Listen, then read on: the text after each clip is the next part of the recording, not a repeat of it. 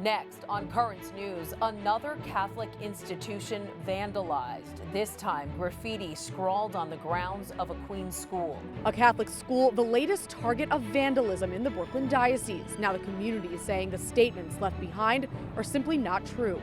I'm Jessica Easthope, and that's ahead. And those anti-cop slogans are finally off the walls near City Hall.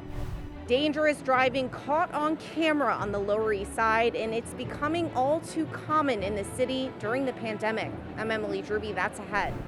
Doctors on the steps of the Supreme Court touting hydroxychloroquine, saying it is the answer to ending the coronavirus. Today I'm here to say it, that America, there is a cure for COVID. A black lawmaker lies in state at the U.S. Capitol Rotunda for the first time, giving Americans a chance to say goodbye to John Lewis. Plus, new concerns about the heroes who put their lives on the line after 9/11. The news starts right now.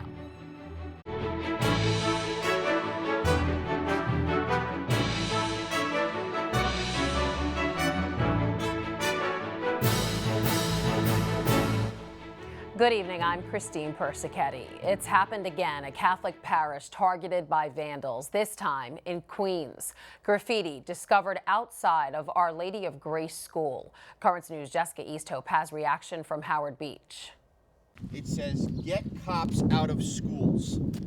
This school does not have any law enforcement presence. The Catholic community in Howard Beach is outraged. Desegregate NYC. According to the NYPD, Sunday night around 9 p.m., the ground along the school's fence line was spray painted.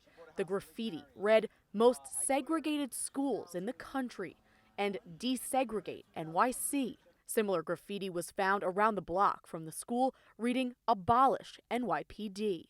Mischaracterization of our school is very hurtful to the people of the parish. Father Mark Schwartwager, the pastor of Our Lady of Grace, says the school is immensely diverse.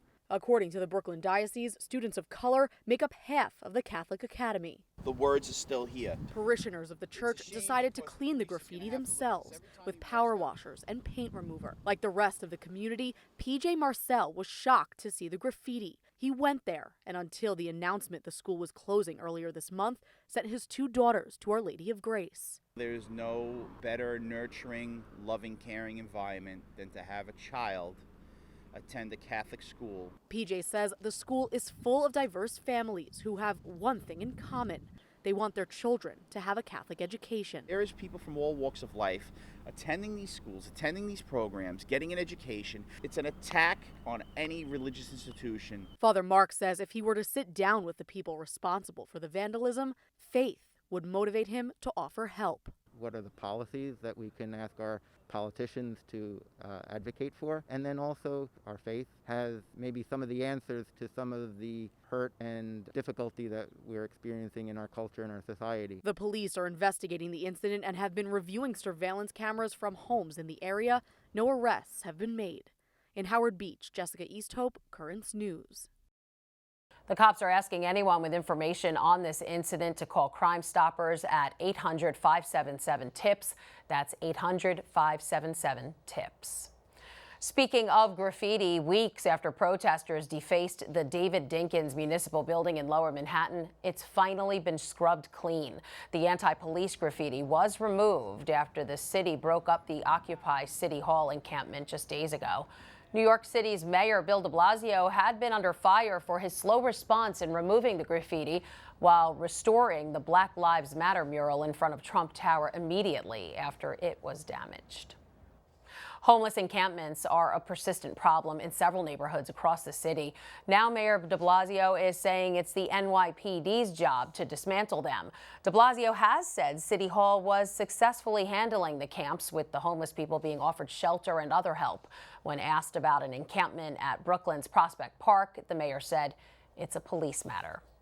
The NYPD wants to put the brakes on drag racing. It's become a huge problem in the city since the pandemic has kept traffic down. Currents News' Emily Drooby has video of a recent race in Manhattan. A car heard speeding away.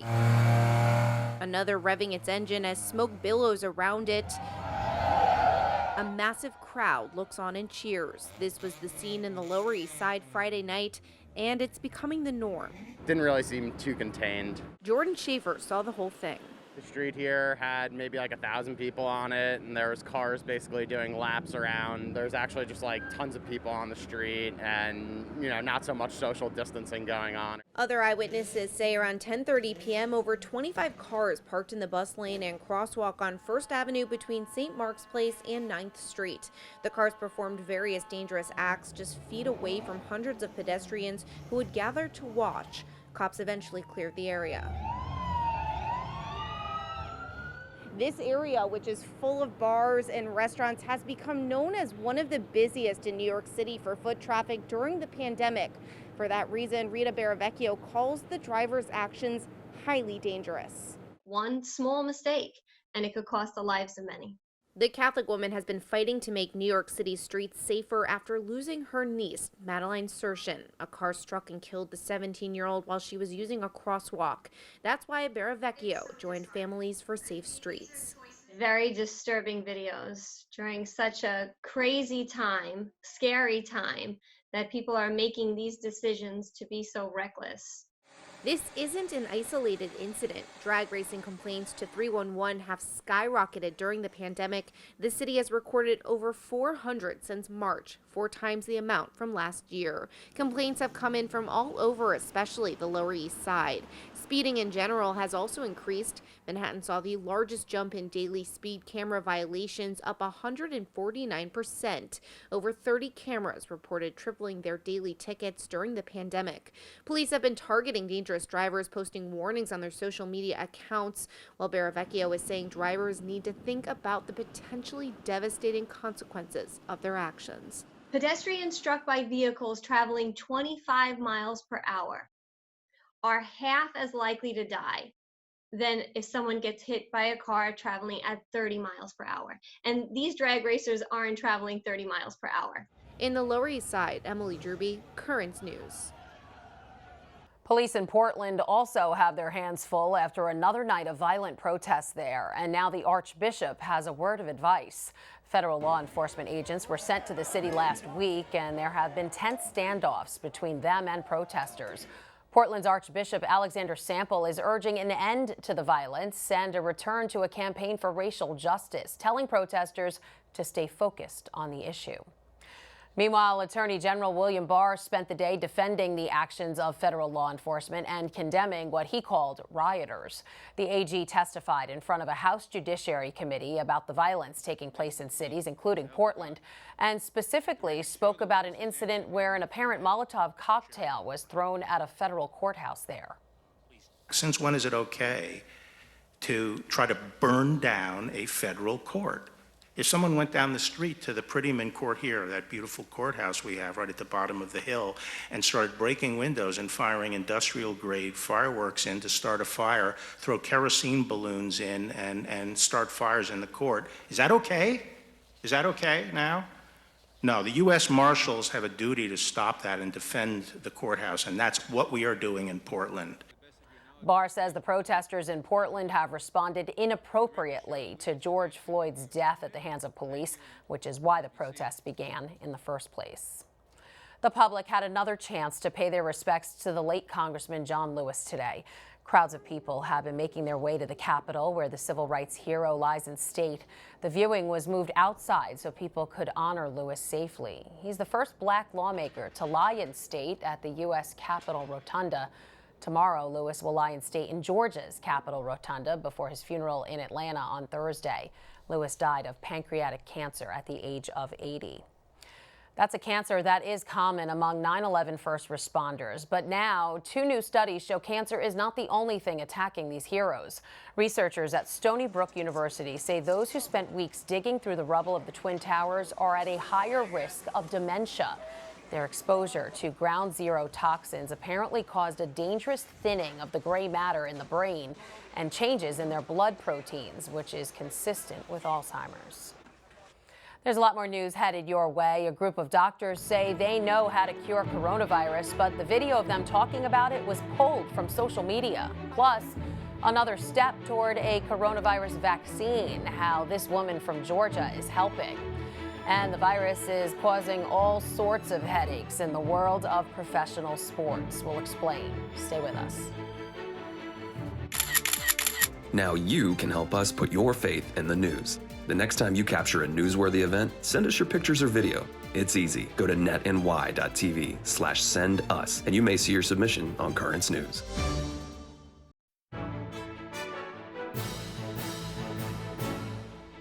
A team of doctors are saying they already know the cure to the coronavirus, and it's hydroxychloroquine.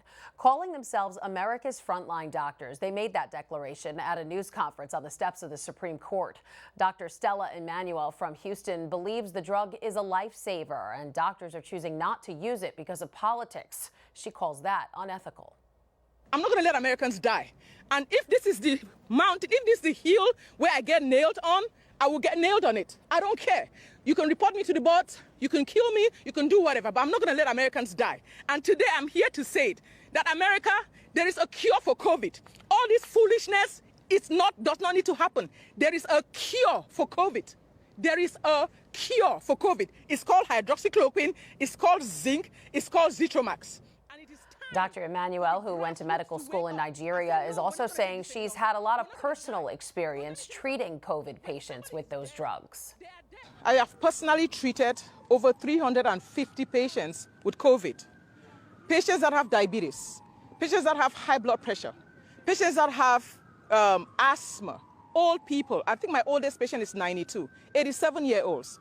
And the result has been the same. I put them on hydroxychloroquine, I put them on zinc, I put them on Zithromax, and they are all well. The use of hydroxychloroquine has been controversial. The medicine was touted by President Trump as a coronavirus treatment, and later government studies downplayed its value. After Trump retweeted the doctor's video, it went viral. At that point, Facebook, Twitter, and YouTube yanked it from their social media sites. The doctors' Supreme Court news conference taking place at the same time the United States is marking a milestone in the fight against the virus, late-stage vaccine trials. 30,000 people will take part. Here's Elizabeth Cohen reporting from Savannah, Georgia, where she sat down with the very first volunteer to get the shot. I'm Dawn Baker. We have that breaking news we're following out of Hinesville tonight. Dawn Baker usually delivers the news. You'll verify your name with the other. But Monday morning, this television anchor in Savannah, Georgia, made news, made history, as the first person in the United States to participate in a phase 3 clinical trial for a vaccine against COVID-19. Big day. Certainly is. It's really exciting to me that I could be a part of saving lives eventually. I mean, instead of just being scared and praying. After Dawn's injection, study leader Dr. Paul Bradley called Moderna the company that makes the vaccine. Connor, I have amazing news. We dosed the first patient. The National Institutes of Health is collaborating on the trial. Dr. Anthony Fauci marked the day on a call with the media. I can tell you absolutely the first one was at 6:45 this morning in Savannah, Georgia. Indeed, we are participating today in the launching of a truly historic event in the history of vaccinology. There are nearly 90 study sites across the country for this vaccine, and phase 3 trials are underway for 4 other vaccines, 3 of those in China and 1 in the United Kingdom. Hi, how are you? Scientists hope that results of Moderna's trial will be clear in a few months and a vaccine on the market by the end of this year or the beginning of next. But that's if the vaccine is proven safe and effective, which is not a given. Let me explain how the Moderna vaccine trial works. This is the vaccine, and about 15,000 people nationwide will get injected with this during the clinical trial. Now, this looks similar to the vaccine, but actually it's a placebo. It doesn't do anything. It's just saline. And another 15,000 people will be injected with this. And then afterwards, doctors will compare who gets sick with COVID-19 and who doesn't. Doctors are recruiting study subjects who live in communities where they're most likely to get COVID, so they can see if the vaccine truly works. We want people who are going to be exposed out there in the community, living their lives, whether they're, say, a healthcare worker, where unfortunately we get exposed frequently, maybe they're working in a grocery store, but we want people that are, unfortunately, at risk. That's why doctors are recruiting heavily among the African American and Latino communities, where COVID rates are especially high. But it's a challenge because historically those communities have been abused in medical research. Very suspicious, so maybe, since I was at least bold enough to come forward right now, that might change that. Coming forward to play a part in ending a pandemic that has brought the world to its knees. You are the first person in the United States to get a shot in a phase 3 COVID trial. What does that feel like? It is very exciting. I'm very anxious about it. I just hope that they're really, really good results. I know a lot of people are doing a lot of different vaccine trials and things are going on, but number one, I feel so proud. That was Elizabeth Cohen reporting from Georgia. This phase 3 trial is the last stop before the U.S. Food and Drug Administration decides whether the vaccine can go on the market. Without a vaccine, pro sports are facing big challenges in getting their seasons underway. Several baseball games have been canceled due to an outbreak sweeping through at least one team, and the NFL is scrapping an entire schedule. John Lawrence has the story. Sports fans won't have as much to cheer about this year. Even with the best expertise, the best intentions, the most humane intentions, it's a tightrope walk. National Football League Commissioner Roger Goodell has canceled the 2020 preseason due to COVID-19. The NFL is working to make the full contact game safer. We got the message that people wanted football. That's not the reason to play, that people want it. But if we can do it in a way that is as safe as it possibly can be, then we should, and we will. And that's what we're going to do. However, some say the league may be forced to punt. What does common sense tell you about the possibility of getting through a full football season? Doesn't make much sense. Some in Major League Baseball, which already shortened its season, also balking. I'm scared. I really am. My level of concern went from about an 8 to a 12. 2 Monday night games were postponed because of COVID-19, and numerous Florida Marlins players and coaches tested positive, according to ESPN. We want sports. We don't need sports. And if I have to prove my credentials as a guy who's interested in sports, then people haven't been paying attention. I'm John Lawrence reporting. If you collect baseball cards, we've got a new one for you. The Dr. Fauci limited edition baseball card just became one of the best-selling in Topps history. You could say it's a hit. But his first pitch on opening night was a miss. Not sure if you saw it, but the nation's top doc missed the catcher by a mile, so he probably shouldn't quit his day job. Still to come on Currents News, it's a book that's thousands of years old but is still relevant today, why it can provide us comfort and hope. Also ahead, they've been married nearly 3/4 of a century, so they're celebrating despite the coronavirus. Do you have a story idea or want to share a tip? Email us at newstips@desalesmedia.org or call our 24-hour number, 718-517-3122. We'll be right back.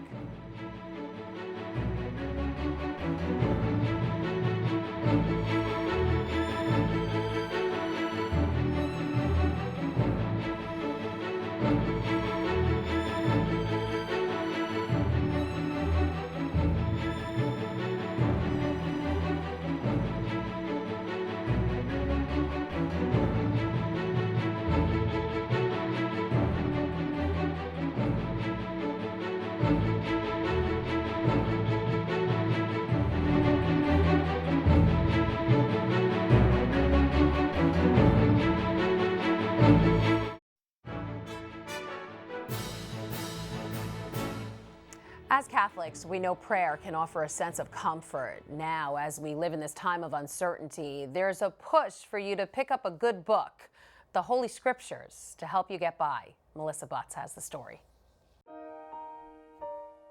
While difficulties are being felt widespread, Catholic Bible Press is promoting the Word of God to guide people and give a sense of hope and stamina to come out on the other side. Their printed Bibles have been approved by the Catholic bishops and offer the Universal Church a way to dive into the gospel apart from Sundays at Mass. When I'm having a difficult time in my life, I usually turn to the Psalms. I find that there's no situation that I can be in that the Psalms don't have some kind of reflection that I can pray with. I also love that the Bible from Catholic Bible Press includes praying with the Bible section. If you're new to praying with the Bible, it just kind of guides you right through. Apart from reading the Bible for personal strength, Allison recommends gifting one to friends or those who are especially suffering in this moment for whatever reason. Send one to somebody that you know is isolated, maybe struggling, and include with it a note of your favorite passages where God has comforted you in the scriptures. Kind of give them a kicking off point. Prayer takes practice, like most other things in life. However, it is the one habit that can serve as an anchor to weather the storms of life as they come. Read them as a love letter from God. Look at all the ways that He loves you, that He is trustworthy, that He's faithful, that His providence is there. He's got all these beautiful ways that He watches out for us, that He shows His love. And the more we know about God, the closer we'll feel connected to Him. This desire and need for connection has been especially important during the lockdown and will continue to be so long after it has finished. Melissa Butts, Currents News. And finally tonight, they vowed to stay together in good times and in bad, in sickness and in health. But the coronavirus has kept an elderly couple in Indiana apart. Until yesterday, when they were reunited to celebrate their 74th wedding anniversary. Randall Newsom was there. A wife emotional, missing her husband because the COVID-19 pandemic has kept the couple of almost 74 years separated, not able to see each other face to face since it all started. Well, I miss him. Yeah, I'd like to be with him, but I can't. But this morning was different. For their 74th anniversary, family, friends, and the assisted living facility made this moment happen for Myron and Phyllis Rockhill. Where you been? This memory even more precious to their family. Myron has dementia, but even with everything he's been through, they say one thing remains the same. He has a sense of humor that you can't believe. We're kind of talking loud through the window, and Myron points to me. I'm behind my wife and my mother-in-law. Myron points to me and says, "Who is that old timer?" Although his mind's on vacation, he still shows me that the Myron that I've known for 35 years is still there. You got a bunch of people around here. Yeah, there's a lot of people out here. Life may be a little bit confusing at times for Myron, but he still has a clear-eyed view for the lady in his life. Think you might keep her around for a little while? Oh, yeah. Always. I'm happy with her.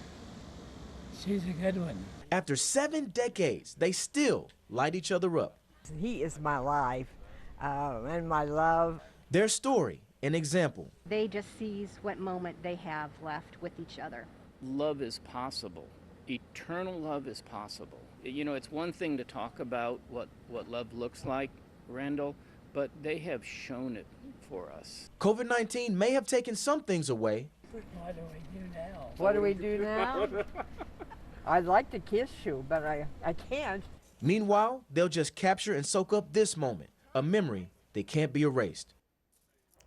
Again, that was Randall Newsom reporting. The couple's anniversary falls on August 4th. And in case you're wondering, Phyllis is 96 years old. Myron is 98. Congrats to them.